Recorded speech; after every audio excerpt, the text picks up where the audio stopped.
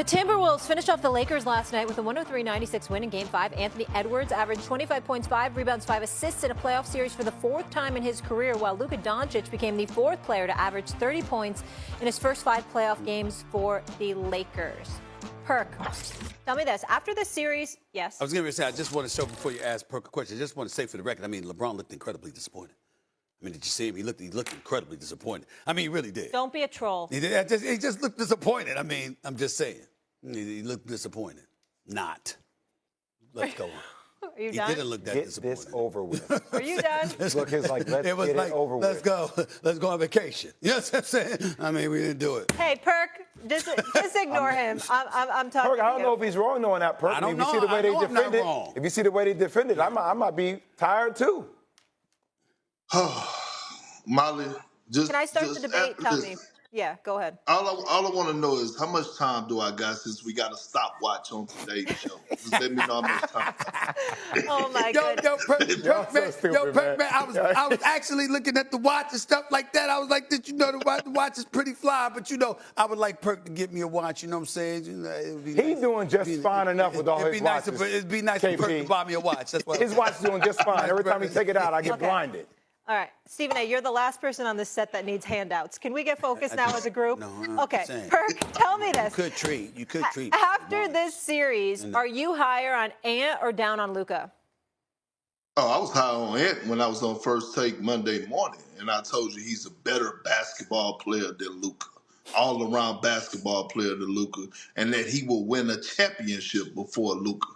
I'm more down on Luka, because I don't know if he's going to get better at the things he needs to get better at. I don't know if he's going to make the necessary sacrifices that he needs to make in the offseason for us getting into shape, conditioning, cutting out some of the bad habits right outside of the lines. That is my concern when it comes to Luka.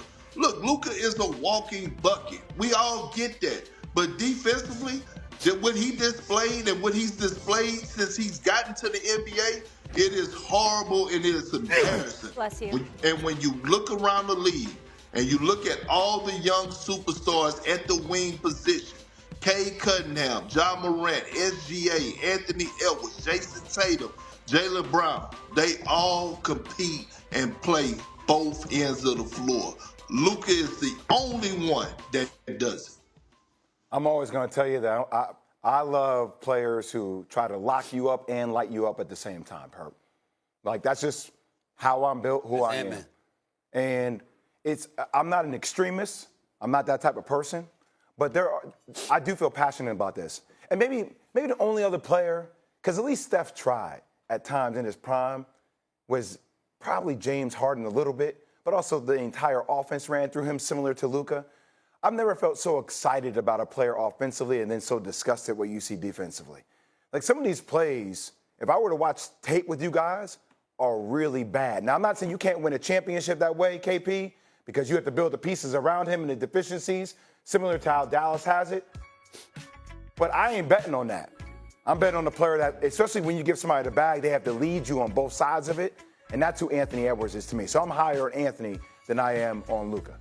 Well, let me say this couple of things. You didn't strike me as a moderate. I mean, I don't view you as a moderate. That's what I'm saying. I mean, one side or the other is going to be you, as opposed to, you in the middle right there. I just want to throw that out, all right? Interesting. Having said all of that, I'm more down on Luka, but not Luka the person. Luka's game on the defensive side of the ball. Yeah. Luka's need to ball hog because he ain't trying to move but so much without the ball. See, Steph could come up the court and give it to somebody and run all over the place. Not to say that LeBron James is interested in doing that, but LeBron James resembled a wideout for a third of the season because once Luka arrived, hell, you could put him in the post, you could put him on the wing, you could push the ball up the court, whatever, and he'll do whatever he needed to do. Luka, is phenomenal as he is relatively one-dimensional. He's got the ball in his hands. That's when he's effective. When it's not in his hands, he's not going to do but so much because he's not going to have a lot of movement without the basketball. He's not going to wear you down, and he's certainly not going to hurt you defensively. And when you look at the fact that he is now a Los Angeles Laker, and he is the heir apparent to LeBron James in Los Angeles for the foreseeable future.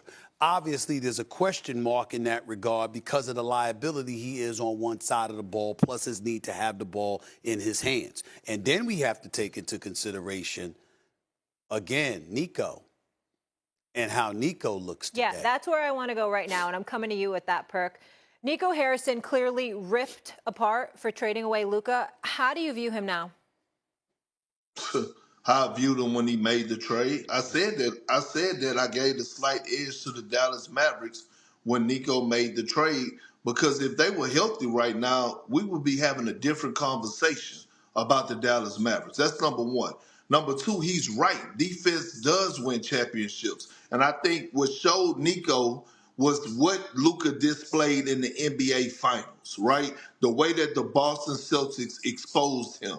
And then you got to think about, think about Nico history, right? Who he's been around, who he was attached to, right? It's a reason that this trade happened and nobody knew about it. Who was Kobe Bryant's agent? Jay Will, Stephen A? Rob Pelinka. Okay. Who was Kobe Bryant Nike rep? Nico. And one of his best friends. So he's been around a guy that has a killer mentality and know what it looks like, right? And so when he see Luka and he see his habits, and now we hear the reports about Luka gained weight while he was sidelined with the Dallas Mavericks because of an injury, and that was the breaking point for Nico. We get it now because it's unfair. And Stephen A., you just talked about it, how you're able to be a liability defensively, but you get to dribble the oxygen out of the damn basketball offensively while guys stand around, but they got to cover and play their behinds off time and time again to make up for your liability defense. We also have to give credit where credit is due to Nico in terms of what he had around Luka in Dallas. First place. If it were not for Daniel Gafford, if it were not for Derek Lively, if it were not for those cats, if you didn't have what was Luka lacking last time? I saw Luka actually giving effort sometimes on defense. It wasn't effective, but I saw him actually giving effort at least sometimes on the defensive side of the ball. But the Lakers didn't have a rim protector. Dallas did.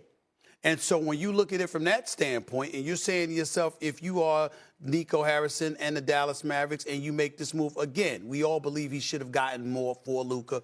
Some people are saying, listen, you can't let it get out that you're looking to move Luka because then you won't be able to, it'll be a mess. And that's the reason they had to make the deal quickly, et cetera, et cetera. And I understand that level of thinking as well. But in the end, considering what Nico has been through, I mean, death threats, him, his family, what he's had to be subjected to. And we are watching an NBA team where we looked at the Dallas Mavericks and imagine Lively, Gafford, and Anthony Davis healthy.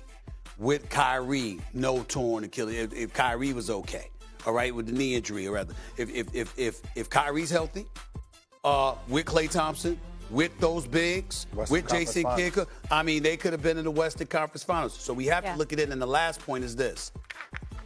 We need to back off of Nico to some degree when a guy like Daryl Morey in Philadelphia, who I like and respect, but the job has not been done well.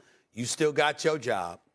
And Philadelphia is an atrocity right now. He is lucky that he has kept his job. We look at Rob Pelinka getting an extension. I'm not hating on that. But what you did was acquire Luka. All the other pieces that needed to be around LeBron and Luka wasn't necessarily there. I think that J.J. Redick was playing to some degree with handcuffs. We're looking at people, and we're not saying anything about other executives, but we're pointing out what Nico didn't do instead of pointing out some of the things he has done right. Mm-hmm. So make sure I think a day like today have the same is energy. Important to have the same energy. I'll make my point short and sweet. Sure.